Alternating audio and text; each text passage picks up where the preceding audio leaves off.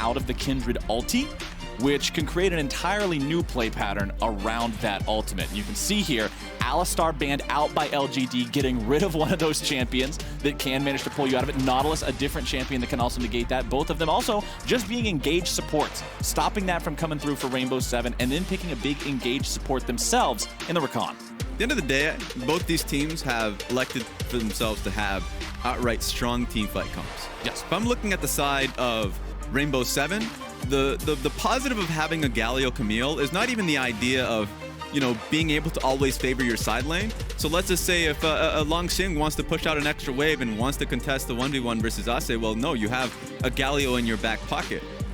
So that's something that you'll always have to think about. And if the dive from Volibear comes through, like TF and Volibear are exceptionally good at diving, with Rakan as well, Galio Ultimate can stop that. So it does excel at both engaging and, of course, putting the enemy team on the back foot and stopping their engage themselves. So I've always loved Camille Galio, and I think that Rainbow Seven coming into this game has literally 4 champions that can start a fight. As long as it ain't Graves, everybody else is in a solid spot here. Ashe picked up as the AD carry, and Leona in the support position. This is so scary for anybody that is vulnerable to getting jumped on, to have Leona, Camille, and Galio all go in and just dogpile on whoever that unfortunate target is, and the lock-in for the AD carry spot on LGD will be Tristana. Tristana, interesting. I mean, has 2 ways to disengage in a fight, not only just her ultimate, but of course the jump itself. We'll need a bit of help. I like the idea that Kindred and Rakan can always be defensive mechanisms. That being said, at least early on in this game, if we're just talking about straight early game, I'm liking what I see from, I would say Rainbow Seven just a little bit, at least through their bot lane. Leza and Shadow are set up to succeed with the Ashe Leona. They can shove up pretty frequently. Jose Diodo can use that bot side to at least gain an early advantage. And I think he can path towards bot side knowing that Galio Ultimate is there. So even if he's like quote unquote cut off from the fight, he can always join up. Rainbow Seven has been the more aggressive team of the 2 teams. They've had more champions to kill per minute. So like, if we're talking about a team that wants to fight between the 2, LGD have been the team that's actually been taking steps back and avoiding the fight, looking towards getting slow advantages in their lane. I like what I see from Rainbow Seven's draft so far. But we have to remember those stats that we're talking about with First Bloods. For LGD, who have played 5 games, 5 First Bloods in 5 games. Yes. Pretty good rate of getting themselves on the scoreboard. Rainbow Seven only taking First Blood in a single one of their 4. And also in all of these games, forward percentage, Long Xing has the highest forward percentage of 42%. That's an insane forward presence in the lane. It's incredible. He's been allowed to press up against his opponents, and a lot of the time he's just out. One game where I felt like he didn't have the matchup advantage, but he's had the other 4 where you know, he's been given the resources, the draft resources to do well in these matchups, and he's been paying off at least in the early portions of the game. Now, we saw from Vedius the breakdown of the Drake team fight in the previous time that these 2 teams matched up, and sort of how that was the moment where Rainbow Seven worked themselves back into the game and found the stability they needed to push forward and end up taking the win in that head-to-head. And for both of these teams, I think those neutral objective fights throughout the entirety of this series, Raz, are just they're gonna be so important. Yeah. Because Rainbow Seven, part of the identity of the weakness of this team is they like to fight for objectives they got no business fighting for. And what happened to LGD in a lot of their games so far in play-ins? Fighting for something they had no business fighting for. Everybody needs to go through a checklist that's got 1 item on it before they get to a neutral objective fight and say, should we be here? If the answer's hell nah, you need to go away. Yeah, a lot of the basics have kind of fallen to the wayside. I love the segment that Vedius did earlier on about just all about LGD getting initial control of the objective, basing late, and then coming back to what is R7 getting complete control and getting Dragon and getting the fight obviously afterwards. And it all starts towards that checklist that you're referring to, which is first of all, ask each other, do you guys need to base? Who needs to base? Do that early, please. Because if no one needs to base early, then great. But if you set up all of your wards and then have to go back to base like 30 seconds before the objective spawn, then you've already failed.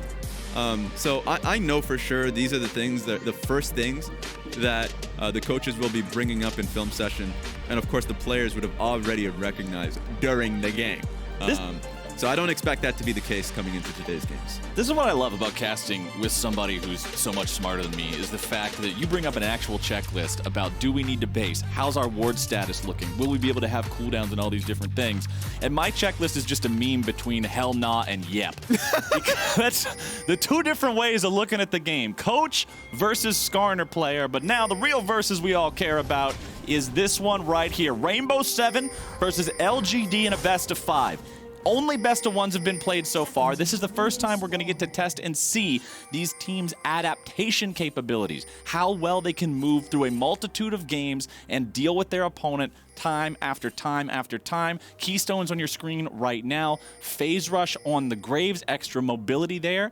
And you're going to see Summoner Spellbook for Galio, so plenty of utility options. Same thing over there for the side of Twisted Fate. Taking check of all the teleports across the map. You got them on all 4 solo laners, neither AD carry this time around. Kramer also running Cleanse on that Tristana, respecting how much CC power is on the Rainbow 7 lineup. I'm interested in the bot lane here. Yeah. Because Ashley Leona should have the shove. They should have, of course, the support advantage. Leona versus Rakan works pretty heavily towards Leona. She just has too much, resistances, especially if she pops her W. Yeah. In a fight. So that from that perspective, that's going to be there. Leza and Shadow should be confident in the 2v2. But then Mark and more importantly Kramer going towards Hail of Blaze Tristana. If you catch someone out, you can just blow them up, and it resets, of course, off E cooldown, so you can get another jump if you end up getting the full proc off your satchel. So those things are interesting to see, because then now Leza and Shadow better have strong vision towards the bot side of the map. If they ever get cheesed, or if they ever, like let's say Leza walks up to a wave when Shadow is looking to either work alongside Jose Diodo to get vision, or just place down something in the control in Tribush, then you just outright lose your lane. So yeah, that would feel pretty bad. So you need to watch out for that. We haven't seen a Tristana AD carry, or at least I haven't in a little bit. So it's going to be fun to watch as the lane progresses. Both junglers have started on the top side of the map, moving towards the bottom side. Peanut went ahead, just cleared his red, and then immediately went to that bottom area. However, it was an additional wolf clear for Jose Diodo, not clearing the entire quadrant out, but just making sure he pads his pockets with a little bit of extra money. Remember, when the crabs spawn, it's a 50-50 coin toss on which one of them is going to receive the Kindred mark. Peanut will look to try to hit 4 of those marks, hopefully sooner than later. That is the pretty big point there, as now we've got an engage coming out in the bottom lane. Mark is starting things off.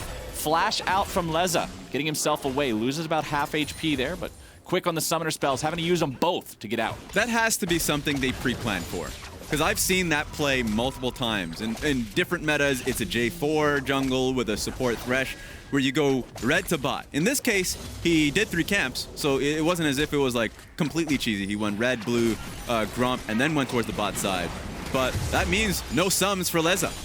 And now Peanut getting aggressive with the invade here, recognizes that his mid laner has a massive advantage in that 1v1, alone, half dead, over half dead on the Galio, stuck underneath the turret. There's no way he's going to be able to rotate over first, so Peanut tries to contest that chicken camp. Ends up being a smite secure from Jose Diodo. However, Peanut can now head into this bottom side river, and what is that, Raz? The coin came up heads. Kindred mark number 1 goes over to Peanut. Fantastic. You love to see that RNG, you know? If you're the Kindred player, if you're the Graves player, you're like, come on.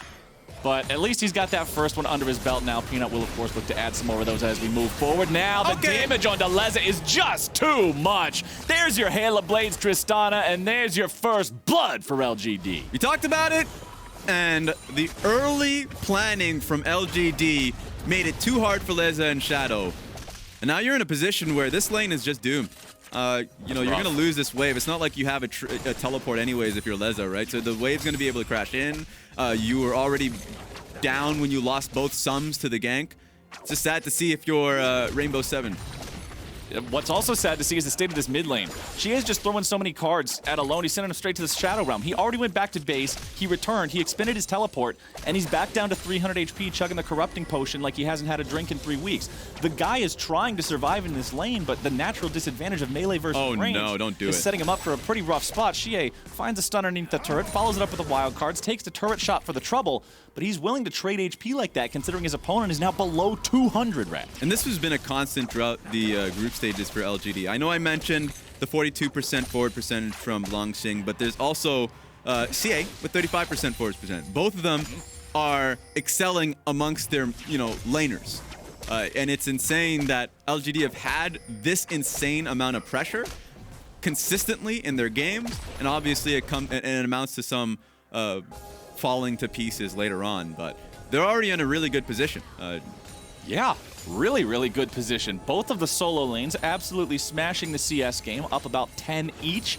Bottom lane is an advantage for Kramer and Mark, who, I mean, that's only the minor advantage there. The big thing is the fact that they were able to already grab that first blood kill not even 5 minutes into the game.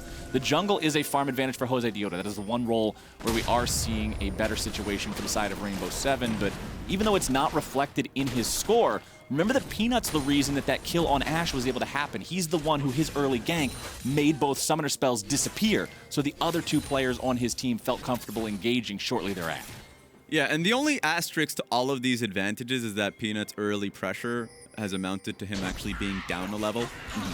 So he's just going to be farming up a little bit more for his own camps. You would usually expect LGD, or at least a team with the advantage that they have, like BF sword to double long swords, is just insane from the bot side, to be going for the early dragon. But they're just going to prioritize the experience on the jungler first before they go towards it. If he just decides to forego his own camps without taking Raptors, then Graves just pretty much snowballs. In fact, they're giving it to Peanut. The greatest team play. Oh, if you're a jungler, that just feels fantastic. They made sure they facilitated giving him the extra mark. He also gets the EXP and the gold. Tristana was walking around that Scuttle Crab like an NPC in a quest game, just protecting it. And you had to manage to secure the Scuttle Crab before the bad guys got to it. Such good team play and looking out from the bottom lane of LGD, making sure Peanut doesn't fall too far behind here in this game. Hawkshot flies out, does see the Kindred hanging out there in the bottom side river, and with Jose Diota on the opposite end of the map, you know that Leza and Shadow aren't going to be looking for a fight anytime soon. Yeah, and it's a good time to do this because he cleared out his own Raptors. The only thing you'd have to be concerned about is the red buff being available, but you can trade sides since both reds are going to be up around up in tradable times. You'll have the information to know if Graves is crossing through to their own red, and so can just trade. So like basically Kindred loses nearly nothing for this entire thing. So another positive here for LGD. LGD getting that first Drake 7.5 minutes into the game, early enough to have a serious Dragon Soul threat if they can keep this up as we move forward. Looking at the top lane that we haven't talked here about a whole lot other than just the fun fact about Longxing's forward percentage. Tied up in farm now, but that is a big old wave that Ase is pushing forward. So that means that Longxing's numbers will be inflated here just a little bit. Should be able to farm up almost all of these underneath the turret. Not too much of an issue with that one. There you go. You can see the lightning just providing a little bit of extra damage to farm them all up here. Yeah, and it's kind of pushing what is the intended goal of a Camille Galio comp further and further, because usually when you hit level 6, you get to a point where you feel like you can kind of pull Jose Diota through mid if you are struggling for mid cryo. You can head top lane on a stacking wave, and it would usually be difficult for topside. Not only is it hard because TF has ulti, so he can follow, and you must kind of, and Longxing should be giving information to Peanut whenever he's afraid of a dive possibly happening. But also, CA is just getting a lot of help here, and has already been kind of pushing the matchup to its brink, and making it so Alone can never really roam without losing 2 waves.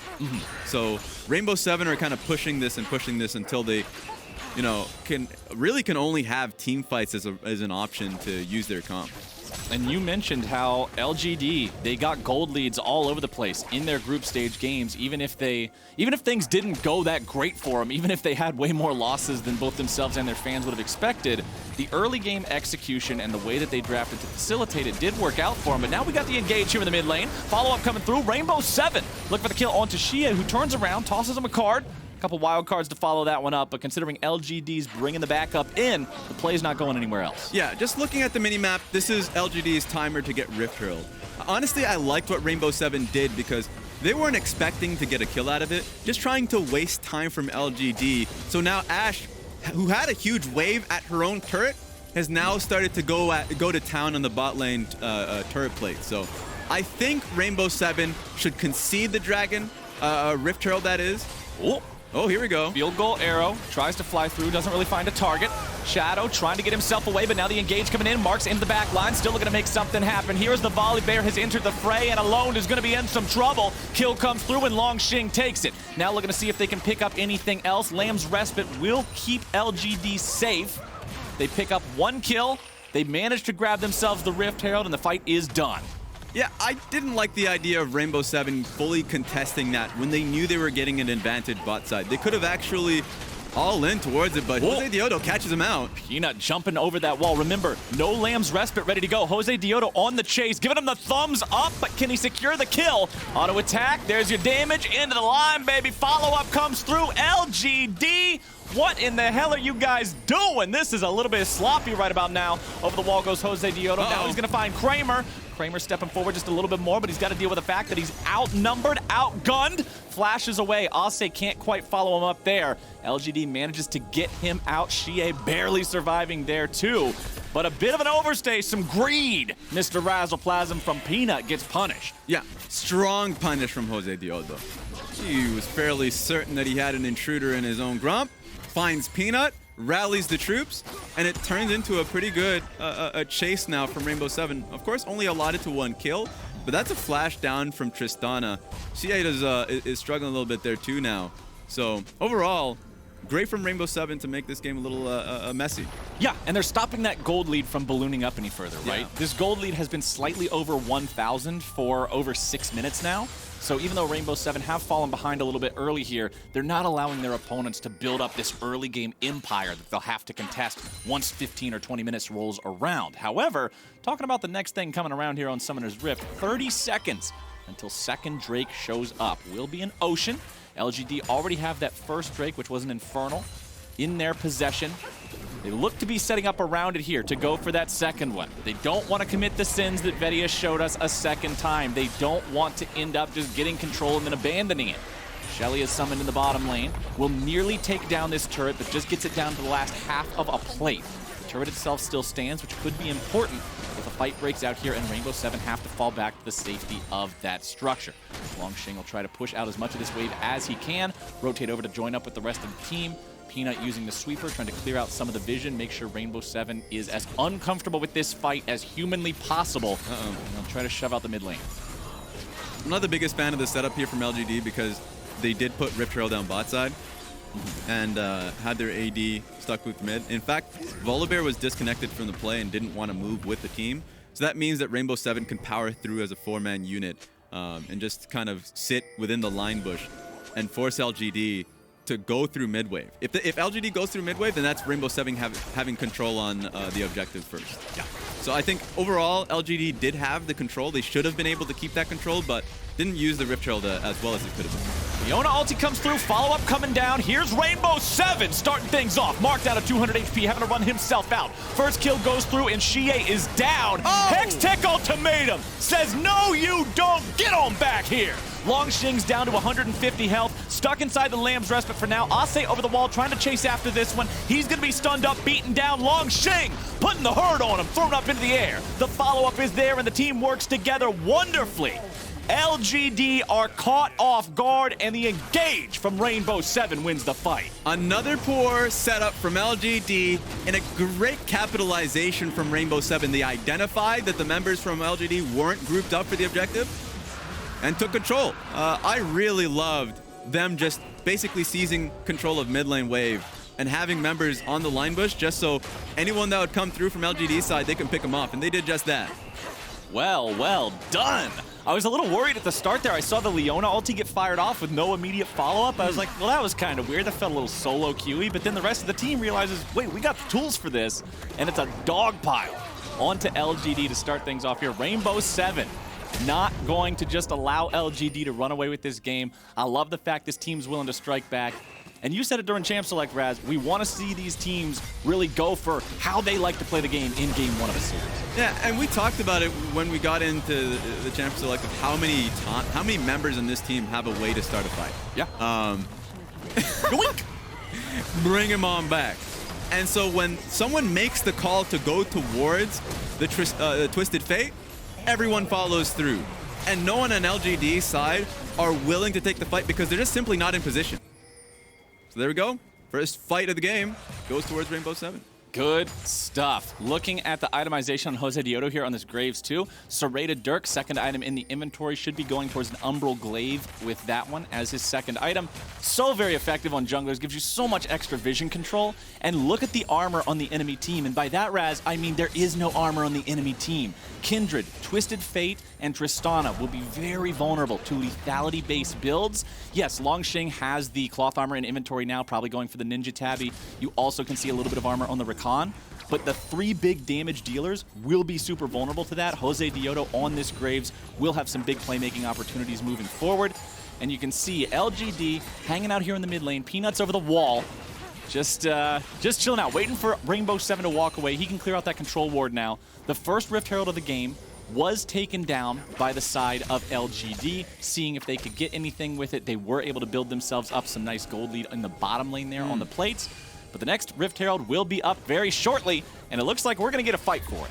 Yeah, Rainbow 7 want to get a fight, and here we go. Nice shot coming out from Leza there, but now the real fight's going to be in the top side of the river. LGD could be in some danger, but they grab the kill into Jose Diodo. That's a big pick as the TP's coming through, but Ase's alone behind enemy lines. Volley's going to find the slow onto 4, but now the re-engage coming out from LGD. Ase is gone. Peanut finding the kill on that one. Shie continues the chase. Defensive ulti coming down from the Leona, and Rainbow 7 throw them all into the grinder. LGD take the fight. It wasn't the start of the fight that Rainbow 7 should have set up for. What I was about to say is that, you know, Ase had TP advantage. Longsheng recognized that and started to move first. What Rainbow 7 could have done is just keep Ase down bot side and look for the turret place on that one, or at least just look to take first turret down there. And then if they want to take a fight off the back of that, they can contest late, and they should be happier with that kind of way of the setup. You know, Volibear would fall behind, and you can kind of get Ase rolling in this game. Instead, nope. Didn't happen. Throw the Ash arrow straight down mid. People weren't even ready for the fight on the backhand on this. So I just want to see the beginning of it, because that's not where the Ash ulti went. They had different targets in mind here. So Mark was the idea for, you know, the Leona, and so the AD carry wasn't a part of it. It just was a disjointed engage from the team. Did not work out the way they needed it to. Yeah, the arrow got Tristana's cleanse. Yes, Tristana's cleanse is on a longer cooldown than the arrow, but when a big payday type of ultimate like that just gets removed and has no effect in the fight becomes a lot trickier to conduct in a way that's advantageous to yourselves. 3,500 gold lead. Now, for LGD over their opponents, they have a 1-to-1 Drake count, next Drake spawning in just over a minute here. But these executions here from both teams have been a little shaky so far. Seems like there's plenty of opportunity for either side to show that they have the edge in terms of how they're going to go about that execution. Mid lane, Shelly's summoned up. Should nearly be able to take down this turret. Arrow goes wide, won't find the Mark, but now the fight is breaking out off to the right here. Mark dashing away to the safety of his team. Shadow at half HP. Mid lane tier 1 turret of Rainbow 7 nearly killed off. 30 seconds until the Drake spawns, and LGD once again have control over the river. Yeah, good use of the Rift Herald, you know, just because they wanted to get control first, so just the natural point of Rainbow 7 have to respond to it, even though the turret didn't go down itself. Seems like Rainbow 7 are going to find an opposite play. Okay, Rainbow 7, they're deciding to go after Longsheng in the top side. Collateral damage over the wall. Graves is not even required, but he wanted to get the participation medal anyway. Meanwhile, back in mid, it's a 2v2 fight about to become a 3v3 fight. Shie with the gold card. There's your lockdown. There's your kill. Shie on a killing spree. With the Ash out of the picture, it's a 4-man push onto the tier 2. LGD see their opponents making moves on the other end of the map, and they are swift to respond. Ooh, and that hurts. Because I liked what Rainbow 7 did on the top side, trading away from Dragon, but seemed like Leza didn't think it was possible for them to dive straight through mid. Nope. Well, he learned his lesson pretty quickly there, and now that Drake will go over to the side of LGD. Nobody from Rainbow 7 is anywhere close enough on the map to try to contest this one. You can't even fire off a blind Ash arrow to see if maybe the AoE would blow up and steal it, which is super random to begin with, but Ash is still dead. Red team is slaying the dragon. The message on your screen right now. LGD up to a 2-1 lead in that department, nearly 5,000 gold ahead of their opponents. It doesn't feel like that big of a gold lead just because the fights have seemed so helter-skelter. Yeah. There's been some mechanical errors from both sides, but LGD's lead at 19 minutes in this game, Raz, is massive. It's huge. And what they should do with it is kind of just continue to play by the book. At this stage, 4 minutes until the Mountain Dragon, what you can do is just play for top lane turret. I would like to see that. I mean, I think, yeah, Longsing does have to base here. But they're going to send TF Town topside, look to get that top lane turret, get vision control in the enemy's blue side jungle, and just play around Baron a little bit. They don't have to play for it, but at least get control of it as long as you can until Dragon's starting to spawn. Just get as much of control of the map as you can. As for Rainbow 7, I mean, game hasn't been panning out all too well. No. But at least they can always just keep an eye out for any picks. For me, CA is a nice target.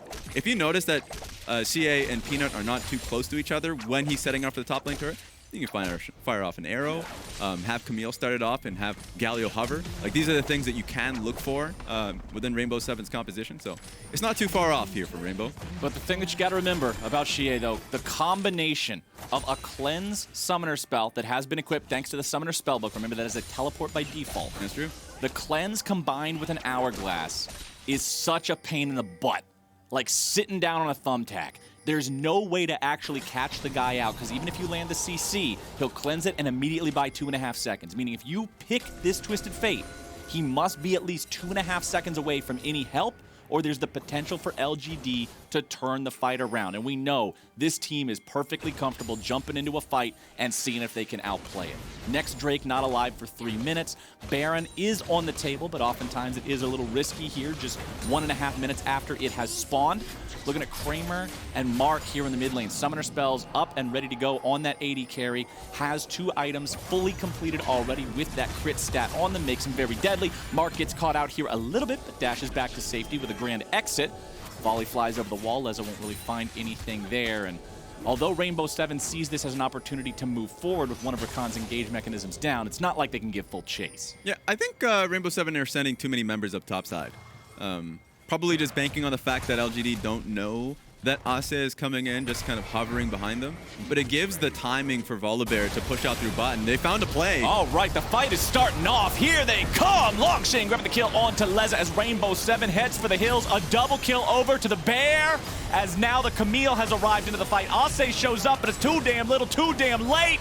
The gold card says, how you doing, pal? Let me deal you in. Ase tries to run, but Longshin just beats him down. Give him a big bite. I don't know how it started, but they certainly launched themselves into the fight when Ase went back to base so he could pick up the bot lane wave. And now with that huge dub from LGD, they can just go straight for Baron. Dub so big, I had to teleport across the map to congratulate you on it, boss man. Baron going over to the side of LGD. Jose Diodo is still alive. He has summoner spells ready to go here. May look to try to steal this one away. Alone finds Xie. Peanut coming around from behind. Jose Diodo gonna get popped, gonna get rocked. Xie's on a rampage, and Alone is running away. He goes into the stasis, not quite a super profitable one here just yet. Tries to maybe set up a kill onto the enemy Twisted Fate, but no, sir. Not at all. Alone is gone. Baron secured. LGD with a 10,000 gold lead. Just clean from LGD. I mean, even the idea of a 50-50 was not going to be allowed to them. So I guess it was just seen here when they were starting to invade in the blue side jungle that they found a member. Leza just not having a good game so far. Gets blown up as the fights start in no man's land. And then Ase, he arrives, man, his heart was in the right place, but his champion was in the middle of 5 enemy champions with no allies close. And that puts you back in the spawn platform the hard way.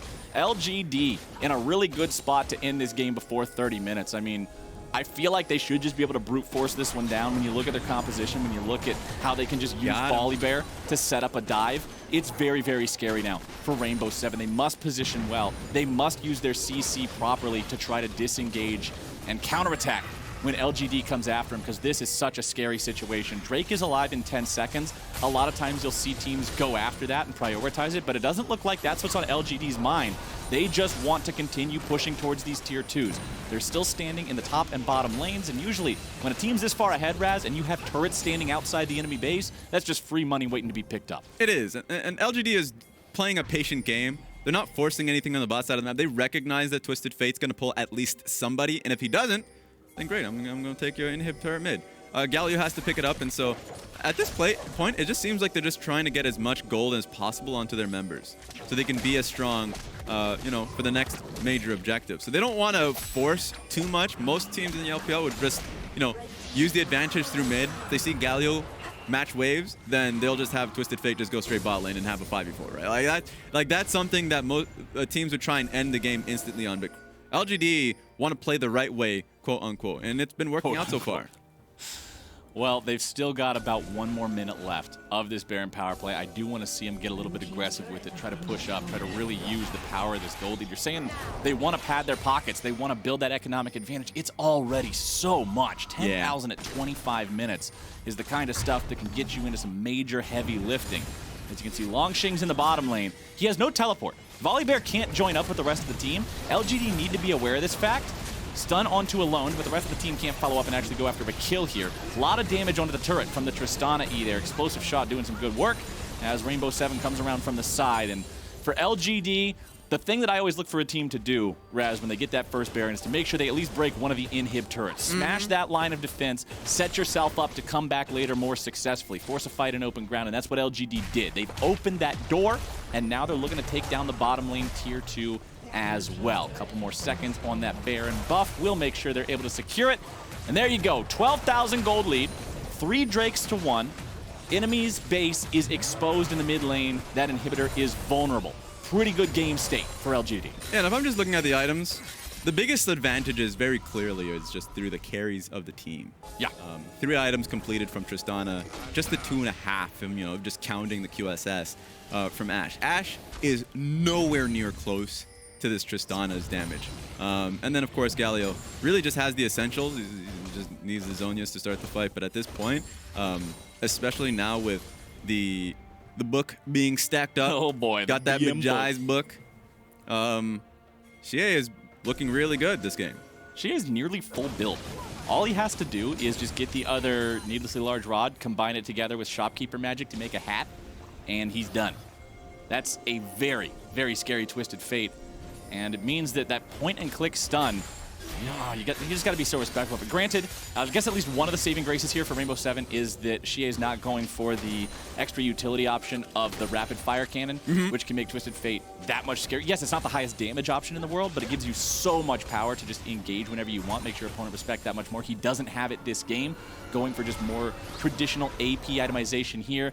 Kramer also sitting at 95% crit chance currently. 3 completed crit items plus an extra cape means almost every single shot is hitting so damn hard. Yeah, and he's locked in that Zeal now, so he is ready to go.